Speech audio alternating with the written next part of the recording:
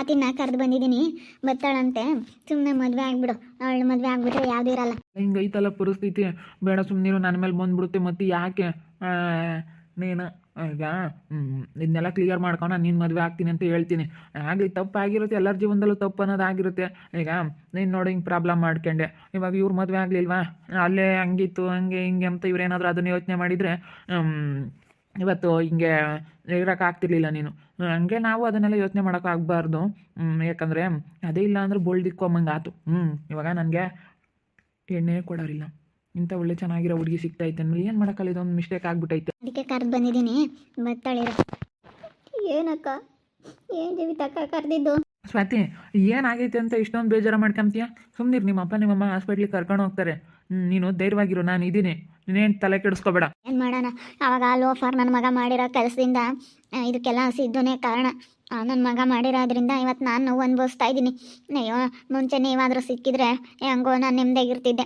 ಇವಾಗ ಅವ್ನಿಗೆ ಹೇಳೋಣ ಅಂತ ಹೋದರೆ ಅವ್ನು ನನ್ನ ಮದುವೆ ಆಗು ಅಂತಾನೆ.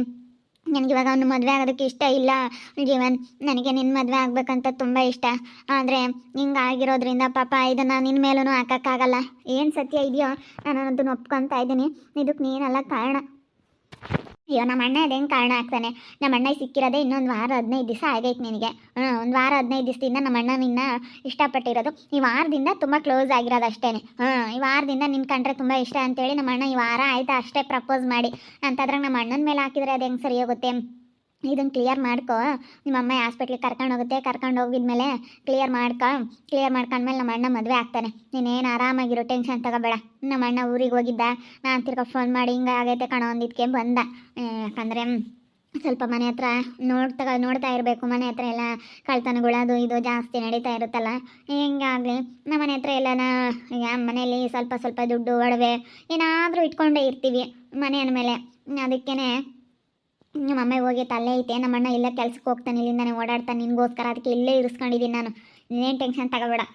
ನಿಮ್ಮ ಅಮ್ಮನ ಕರ್ಕೊಂಡೋಗಿ ಈಗ 1.5 ತಿಂಗಳು 2 ತಿಂಗಳು ಆಗಿದ್ರೆ ನಾನು ಹೆಂಗೋ ಮಾಡಿಬಿಡ್ತಿದ್ದೆ ಕಣಮ್ಮ. ನನ್ನ ಫ್ರೆಂಡ್ ಒಬ್ಳು ಬೆಂಗಳೂರಲ್ಲಿ ನರ್ಸ್ ಇದ್ದಾಳೆ, ಅವಳನ್ನ ಕೇಳಿಬಿಟ್ಟು ಟ್ಯಾಬ್ಲೆಟ್ ಏನಾದ್ರೂ ನಾನು ಅವಳ ಹತ್ರ ಹೆಂಗೋ ತರಿಸ್ಕೊಳ್ತಾ ಇದ್ದೆ, ಏನೋ ಮಾಡ್ತಿದ್ದೆ ನಾನು. ಈಗ ಭಾಳ ದಿವಸ ಆಯ್ತಲ್ಲ, ಅದಕ್ಕೆ ತುಂಬ ಭಯ ಇವಾಗ ಅಷ್ಟೇ. ಇವಾಗ ತಗೊಂಡ್ರೆ ಆಮೇಲೆ ಏನಾದರೂ ತೊಂದರೆ ಆದರೆ ಯಾಕಪ್ಪ ಅಂತ. ಏನೋ ದೊಡ್ಡದೆಲ್ಲ ತರಿಸ್ಕೊಟ್ಬಿಡ್ಬೋದು, ಆದರೆ ಪ್ರಾಬ್ಲಮ್ ಆಗುತ್ತೆ ಅಂತಲ್ಲ. ಯಾರು ತಪ್ಪು ಮಾಡಿಲ್ದಾರೆ ಯಾರೂ ಇಲ್ಲ. ನಿಮ್ಮಪ್ಪ ನಿಮ್ಮಮ್ಮನ ಹಂಗೆ ಅನ್ನು, ನೀವೇನು ತಪ್ಪು ಮಾಡಿಲ್ವಾ? ನೀವು ನಮ್ಮಂಥ ವಯಸ್ಸಲ್ಲಿದ್ದಾಗ ಏನೂ ತಪ್ಪು ಮಾಡಿಲ್ವಾ ಅಂತ ನೀನು ಕ್ವಶನ್ ಮಾಡೋರು ಸುಮ್ಮನೆ ಆಗ್ತಾರೆ. ಆ ರೀತಿ ಕ್ವಶನ್ ಮಾಡಿ ಇವಾಗ ಹೋಗ್ತಿಯಲ್ಲ ನೀನು, ಆ ರೀತಿ ಕ್ವಶನ್ ಮಾಡೋರು ಸುಮ್ಮನೆ ಆಗಲಿಲ್ಲ ಅಂದ್ರೆ ಕೇಳು. ನನ್ನಂಥ ಏಜಲ್ಲಿ ಇದ್ದಾಗ 16, 17, 18, 20 ವರ್ಷದೊಳಗೆ ಇದ್ದಾಗ 16 ಮೇಲ್ಪಟ್ಟಂಗೆ ನೀನು ಈ ರೀತಿ ಕೆಲಸ ಮಾಡಿಲ್ವಾ ಅಮ್ಮ? ನೀನು ಇಂಥ ಕೆಲಸ ಮಾಡಿಲ್ವಾ ಅಂತ ಹೇಳಿ ಕ್ವಶನ್ ಮಾಡು. ಸುಮ್ಮನೆ ಆಗ್ತಾರೆ ನಿಮ್ಮಪ್ಪ ನಿಮ್ಮಮ್ಮ. ಸರಿ ಆಯಿತು. ಅದಕ್ಕೆ ನನ್ನ ಮಗನಿಗೆ ನಾನು ಫೋನ್ ಮಾಡಿಲ್ಲ. ಇಲ್ಲ ಅಂತಂದರೆ ಅವನು ನನ್ನ ಮದುವೆ ಆಗು ಅಂತ ಹಿಂಸೆ ಮಾಡ್ತಾನೆ. ನಾನು ಅದಕ್ಕೆ ಅವ್ನ ಮದುವೆ ಆಗೋಕ್ಕೆ ಇಷ್ಟ ಇಲ್ಲ. ಒಟ್ಟು ಕಂಜಸ್ ನನ್ನ ಮಗ. 10 ರೂಪಾಯಿಗೂ ಹೆಂಗೆ ಇದನ್ನು ಮಾಡ್ತಾ ಇರ್ತಾನೆ ಗೊತ್ತಾ? ಅವನು ಒಳ್ಳೆಯವನಲ್ಲ ಅವನು. ಅಲ್ಲ, ಇಷ್ಟೆಲ್ಲ ಆದ್ರೂ ಇನ್ನು ಇವನು ಕೊಟ್ಟು ಮಾತಾಡಕ್ಕೆ ಬಂದವಳೆ. ಮಾನ ಮರ್ಯಾದೆ ಇಲ್ದಾಳು. ಅಪ್ಪ, ಇವಳಿಂದ ನಾನು ಅಪ್ಪ ಅಮ್ಮನ ಹತ್ರ ಬೈಸ್ಕೋಬೇಕು. ಬಾರೆ ಮಾನ ಮರ್ಯಾದೆ ಇಲ್ದವಳೆ, ಹೋಗು.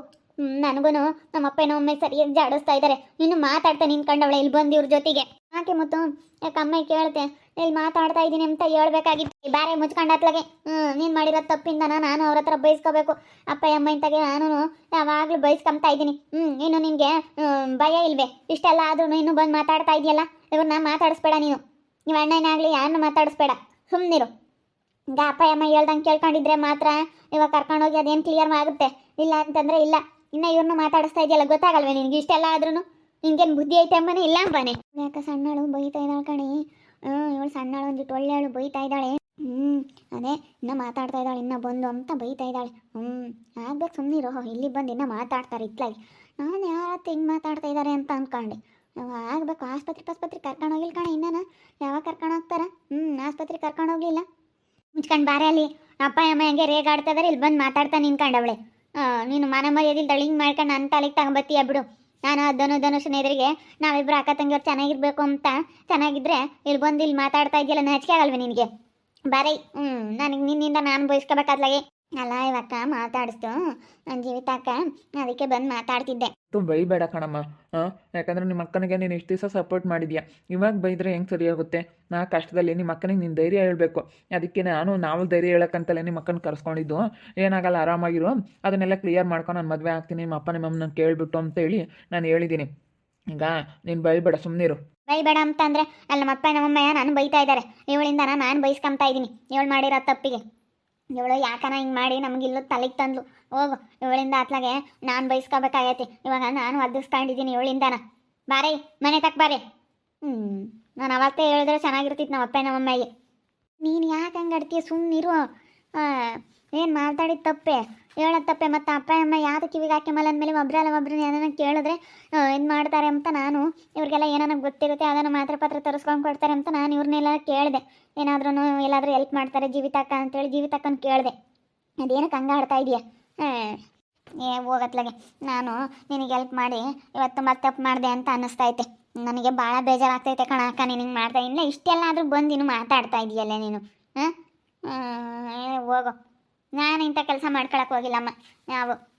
ನಾನು ಯಾವತ್ತೂ ಸುಮ್ಮನೆ ಎಷ್ಟ್ರಾಗಿರ್ಬೇಕು ಅಷ್ಟ್ರಾಗಿರ್ಬೇಕತ್ಲಾಗಿ ನಾನು ಬರೀ ಫೋನ್ನಾಗ ಆಯ್ ಬಾಯ್ ಅಷ್ಟೇ ಮೆಸೇಜ್ ಮಾಡ್ಕೊಂಡು ಇದನ್ನು ಅಷ್ಟು ಬಿಟ್ಟರೆ ಬಟ್ ಅದನ್ನು ಕೈ ಬಿಟ್ಬಿಡ್ತೀನಿ. ಇಂಥವೆಲ್ಲ ಸಮಸ್ಯೆ ಆಗ್ತಾವೆ. ನಿನ್ನ ನೋಡಿಬಿಟ್ರೆ ಇಂಥವೆಲ್ಲ ಸಮಸ್ಯೆ ಆಗೋದೆಲ್ಲ ನೋಡಿಬಿಟ್ರೆ ಇಂಥ ಸವಾಸಕ್ಕೆ ಹೋಗ್ಬಾರ್ದಪ್ಪ. ನಮ್ಮ ಪಾಡಿಗೆ ನಾವು ಇದ್ಬಿಟ್ರೆ ಯಾವುದೇ ಇರಲ್ಲ ಅಂತ ಅನ್ನಿಸ್ತೈತಿ. ನಮ್ಮಪ್ಪ ಇವಾಗ ನಾನು ಬೈತಾ ಐತೆ, ನಿನ್ನ ಸಲುವಾಗಿ ನಾನು ಬಯಸ್ಕೋಬೇಕಾಗುತ್ತೆ. ಅದನ್ನು ಧನುಷ್ ಮುಂದೆ ಸದರ ಆಗಬಾರ್ದು ಅಂತ ಮಾಡಿದ್ರೆ ಇವಾಗ ನೋಡಿ ನೀನು ಎಂಥ ಕೆಲಸ ಮಾಡ್ಕೊಂಡೆ. ಅಯ್ಯೋ, ನಾನು ಇಷ್ಟೆಲ್ಲ ಇದು ಮಾಡ್ಕೊಂಡು ನಾನು ಬಯಸ್ಕೋಬೇಕು ಇವತ್ತು, ನಾನು ಗೌರವಾಗಿದ್ರು. ನಡಿ ಹೋಗೋಣ, ಕರಿತಾ ಇದ್ದಾರೆ. ಕರಿತಾ ಇದ್ದಾರೆ, ಬಾ. ಏನು ಹೇಳ್ತೈತೋ ಏನೋ ಯಪ್ಪ ಅಪ್ಪ ಅಂತನು. ಇವಳು ತಂಗಿ ಸಪೋರ್ಟ್ ಮಾಡ್ತಿದ್ದಾಳು, ಇವಳು ತಿರುಗಿ ಬಿದ್ದಾವಳೆ. ಇವಳು ಹಂಗೆ ಬೈತಾಳೆ ಬಾಯಿಗೆ ಬಂದಂಗೆ. ಪಾಪ ಬೈದ್ರೆ ಅವಳು ಎಲ್ಲಿಗೆ ಹೋಗ್ತಾಳಪ್ಪ? ಅದೇ ಮತ್ತೆ, ಅಲ್ಲ ಬೈಬಾರ್ದು, ಏನೋ ಆಗೋದಾಗೈತೆ ಅಂತೇಳಿ ಒಳ್ಳೆ ಮಾತಿಂದನ ಬಗೆಹರಿಸ್ಕೋಬೇಕು. ಅದು ಬಿಟ್ಬಿಟ್ಟು ಬೈದ್ರೆ ಪಾಪ ಎಲ್ಲಿಗೆ ಹೋಗ್ತಾರಪ್ಪ? ಆ ವಯಸ್ಸಲ್ಲಿ ಅವರಮ್ಮ ಏನು ಕಮ್ಮಿ ಇಲ್ಲ, ಅವರಪ್ಪ ಏನು ಕಮ್ಮಿ ಇಲ್ಲ, ಅದನ್ನ ಹೇಳ್ಬೇಕಾಗಿತ್ತು ಹಂಗನ್ನು ಅಂತ ಹೇಳಿ. ಅಯ್ಯೋ, ಅವರಪ್ಪ ಯಾರಮ್ಮ ಏನು ಹೇಳಿರು ಕೇಳಲ್ ತಗ. ಅಯ್ಯೋ, ಇವಳು ಸ್ವಲ್ಪ ಎಚ್ಚರಿಕೆಯಿಂದ ಇರಬೇಕಾಗಿತ್ತು. ದುಡ್ಕಿ ಅಂತ ಕೆಲಸ ಮಾಡ್ಕೊಬಿಟ್ಲು. ನಾನು ಅತ್ಲಾಗೆಲ್ಲ ಒಳ್ಳೆ ಹುಡುಗಿ ಸಿಕ್ತತ್ತ, ಮದುವೆ ಆಗ್ಬಿಡೋಣ ಅಂತಿದ್ದೆ. ಆಮೇಲೆ ಇದು ನನ್ನ ಮೇಲೆ ಎಲ್ಲಿ ಬರುತ್ತೋ ಒಂದು ಸ್ವಲ್ಪ ದಿನದ ಮಟ್ಟಿಗೆ ನಾನು ಸುಮ್ಮನೆ ಆಗ್ಬಿಡ್ತೀನಪ್ಪ. ಆಮೇಲೆ ಕಂಪ್ಲೇಂಟ್ ಅದು ಇದು ಪೊಲೀಸು ಅಂತೇಳಿ ಮೊನ್ನೆ ಇನ್ನೂ ಸ್ಟೇಷನ್ಗೆ ಹೋಗಿ ಬಂದಿದ್ದೀವಿ ನಾವು. ಸುಮ್ಮನೆ ಯಾಕತ್ಲಾಗೆ ನಾನು ಸ್ವಲ್ಪ ದಿನ ಸುಮ್ಮನೆ ಆಗ್ಬಿಡ್ತೀನಿ. ಅದೆಲ್ಲ ಕ್ಲಿಯರ್ ಆದಮೇಲೆ ಸ್ವಾತಿನೇ ಬಂದು ನಾನು ಮದುವೆ ಆಗೋಂತ ಕೇಳಿದಾಗ ನಾನು ಮದುವೆ ಆಗೋಕ್ಕಾಗುತ್ತೆ. ಅಲ್ಲಿವರೆಗೂ ನಾವಿದ್ರು ಸವಾಸಕ್ಕೆ ಹೋಗೋದು ಬೇಡ ಜೀವಿತ, ಯಾಕೆ ಬೇಕಾ ಆಮೇಲೆ? ಮತ್ತೆ ಆಮೇಲೆ ಯಾಕೆ ಬೇಕಪ್ಪ ನಾವ್ಯಾಗ ಅವಳು ಸಮಾಸ ಮಾಡೋದು, ಇವಳಪ್ಪ ಹಿಂಗಾಯ್ತು ಅನ್ನೋದು, ಇದಕ್ಕೆ ನೀನು ಕಾರಣ ಅಲ್ಲ. ಮತ್ತು ನಿನ್ನ ಮೇಲೆ ಬಂದುಬಿಡುತ್ತೆ, ಮತ್ತು ಪೊಲೀಸ್ ಕಂಪ್ಲೇಂಟು ಅದು ಇದು ಅಂತ ಹೋದರೆ ನಿನ್ನ ಮೇಲೆ ಬರುತ್ತೆ. ಇದೆಲ್ಲ ಬಗೆಹರಿಯವರೆಗೂ ನೀನು ಸುಮ್ಮನೆ ಊರಿಗೆ ಹೋಗ್ಬಿಡು, ಇಲ್ಲಿ ಇರಲೇಬೇಡ. ಸುಮ್ಮನೆ ಊರಿಗೆ ಹೋಗ್ಬಿಡು, ಯಾಕೆ ಬೇಕು? ಸುಮ್ಮನೆ ಊರಿಗೆ ಹೋದರೆ ಯಾವುದೂ ಇರಲ್ಲ. ಇಲ್ಲಿದ್ದರೆ ಮಾತಾಡ್ಸೋಣ ಹೋಗೋಣ ನಮಗೆ ಆಗುತ್ತೆ. ಎಲ್ಲ ಬಿಟ್ಟು ಆಮೇಲೆ ಕೊನೆಗೆ ನೀನು ಬಿಡಕ್ಕೆ ಬಂದರೆ ಏನು ಮಾಡ್ತೀಯಾ? ಅದೇ ಮತ್ತೆ ಅಮ್ಮ ಅದಕ್ಕೇನೆ ಪಾಪ ನೀನು ಒಟ್ಟು ತಾಲಿಗೆ ತಂದ್ಕೊಬೇಡಪ್ಪ, ನಮ್ಮ ಕೈಲಿ ಆಗಲ್ಲ, ಈಗ ನಾವು ಪೊಲೀಸ್ ಕಂಪ್ಲೇಂಟು ಅದು ಇದು ಅಂತೇಳಿ ಮೊನ್ನೆ ಇನ್ನೂ ಪೊಲೀಸ್ ಸ್ಟೇಷನ್ಗೆ ಹೋಗಿ ಬಂದಿದ್ದೀವಿ. ಅದಕ್ಕೇ ಯಾಕೆ ಬೇಕು ಇಂಥ ವಿಷಯದಲ್ಲಿ ನಾನು ಸ್ವಲ್ಪ ದೂರನೇ ಇರಬೇಕು. ಹುಡುಗಿಯರ ವಿಷಯ ಅಂತ ಬಂದಾಗ ಹುಡುಗಿಯರದೇ ತಪ್ಪಿದ್ರೂ ಅದು ಹುಡುಗರ ಮೇಲೆ ಬಂದುಬಿಡುತ್ತೆ. ಹುಡುಗಿಯರ ವಿಚಾರದಲ್ಲಿ ಮಾತ್ರ ತುಂಬ ಕೇರ್ಫುಲ್ಲಾಗಿರಬೇಕು. ಇಂಥ ಇದರಲ್ಲಿ ನಾವು ತುಂಬ ಎಚ್ಚರಿಕೆಯಿಂದ ಇದ್ದರೆ ಮಾತ್ರ. ಅದಕ್ಕೇ ನಾನು ಸುಮ್ಮನೆ ಊರಿಗೆ ಹೋಗ್ಬಿಡ್ತೀನಿ ಜೀವಿತ, ಯಾಕೆ ಬೇಕು? ಆಮೇಲೆ ಬೇಕಾದರೆ ನೋಡ್ಕೊಳಕ್ಕಾಗುತ್ತೆ. ಸರಿ ಸರಿ ಆಯ್ತು, ಹಂಗೆ ಮಾಡು. ಮತ್ತು ನಮಗೆ ತೊಂದರೆ ಆಗೋದಕ್ಕಿಂತ ಮುಂದಾಗಲೇ ಇದನ್ನ ಯೋಚನೆ ಮಾಡಿದ್ದು ಒಳ್ಳೇದಾಯ್ತು. ಸುಮ್ಮನೆ ನಮ್ಮ ಪಾಡಿಗೆ ನಾವು ಹೋದರೆ ಯಾವುದಿರಲ್ಲ. ಸುಮ್ಮನೆ ಊರಿಗೆ ಹೋಗ್ಬಿಡು. ಊರಿಗೆ ಹೋದ್ರತ್ಲ ನಿನ್ನ ಪಾಡಿಗೆ ನೀನು ಇಲ್ಲ ಇರ್ತೀಯ ಅತ್ತ. ನನಗೂ ಭಯ ಇವಾಗ, ಯಾಕೆ ಬೇಕು? ಆಮೇಲೆ ನನ್ನ ಮೇಲೆ ಬಂದಾತು, ನಾನು ಸುಮ್ಮನೆ ಊರಿಗೆ ಹೋಗ್ಬಿಡ್ತೀನಿ. ಇವಾಗ ಹುಡುಗಿಯರ ವಿಚಾರದಲ್ಲಿ ಮಾತ್ರ ತುಂಬ ಕೇರ್ಫುಲ್ಲಾಗಿರಬೇಕು. ಯಾಕಂತಂದರೆ ಹೆಣ್ಮಕ್ಳದೇ ತಪ್ಪಿದ್ರು ಅದು ಗಂಡು ಮಕ್ಳ ಮೇಲೆ ಬಂದುಬಿಡುತ್ತೆ. ಕೇಸು, ಕೋರ್ಟು, ಪೊಲೀಸು ಅದು ಇದು ಅಂತಂದರೆ ಹೆಣ್ಮಕ್ಳು ತಪ್ಪಿದ್ರೂ ಗಂಡು ಮಕ್ಳ ಮೇಲೇ ಎಲ್ಲ ತಪ್ಪು ಬಂದುಬಿಡುತ್ತೆ. ಅದಕ್ಕಾಗಿ ಸ್ವಲ್ಪ ನಾವು ಎಚ್ಚರಿಕೆಯಿಂದ ಇರಬೇಕು. ಗಂಡು ಮಕ್ಳು ಎಲ್ಲ ಹೆಣ್ಮಕ್ಳು ನಮ್ಮನೆ ಹೆಣ್ಮಕ್ಳು ಅನ್ನೋ ಥರ ನೋಡಬೇಕು. ಈಗ ಯಾರ್ದು ಇಂಥ ಕಾಲದಲ್ಲಿ ನೋಡಿದ್ರೆ ತುಂಬ ಭಾಳ ಬೇಜಾರಾಗುತ್ತೆ. ಇವಾಗಿನ ಕಾಲದಾಗ ಅಲ್ಲೂ ಇಲ್ಲೂ ನಡೆಯೋಂಥ ಘಟನೆಗಳೆಲ್ಲ ನೋಡಿದ್ರೆ ತುಂಬ ಬೇಜಾರಾಗುತ್ತೆ. ಆ ರೀತಿ ಆಗಬಾರ್ದು. ಅದಕ್ಕೇ ನಾನು ಈ ಜೀವಿತ ಹೇಳ್ದಂಗೆ ಕೇಳಿಕೊಂಡು ಈ ಸ್ವಾತಿ ವಿಚಾರದಲ್ಲಿ ಸ್ವಲ್ಪ ದಿನ ಸುಮ್ಮನೆ ನನ್ನ ಪಾಡಿಗೆ ನಾನು ದೂರ ಇದ್ಬಿಡ್ತೀನಿ. ಆಮೇಲೆ ನನ್ನ ಮೇಲೆ ಬರುತ್ತೆ, ನಾನು ಅನುಭವಿಸೋಕ್ಕಾಗಲ್ಲ. ಇಂಥ ವಿಚಾರದಲ್ಲಿ ನಾನು ಸಿಗೆ ಬಿದ್ದುಬಿಟ್ರೆ ಕಷ್ಟ. ಯಾಕಾಲೆ ಒಂದು ಸತಿ ನಾವು ಅನುಭವಿಸಿದ್ದೀವಿ. ಯಾಕಂದರೆ ಅದೃಷ್ಟ ಸಂಜು ಅಂತೇಳಿ ಹೆಸರು ಬರೆದು ಊರಲ್ಲೆಲ್ಲನ ನಾವು ತುಂಬ ನೋವು ಅನುಭವಿಸಿದ್ದೀವಿ. ಅದಕ್ಕೋಸ್ಕರ ಇವಾಗ ಅದ್ರ ತಂಟೆಗೆ ನಾವು ಹೋಗೋದಿಲ್ಲ. ನೋಡ್ತಾ ಇರಿ, ಏನೇನಾಗ್ಬೋದು ಅಂತ ಮುಂದಿನ ಭಾಗದಲ್ಲಿ ನೋಡ್ತಾ ಇರಿ.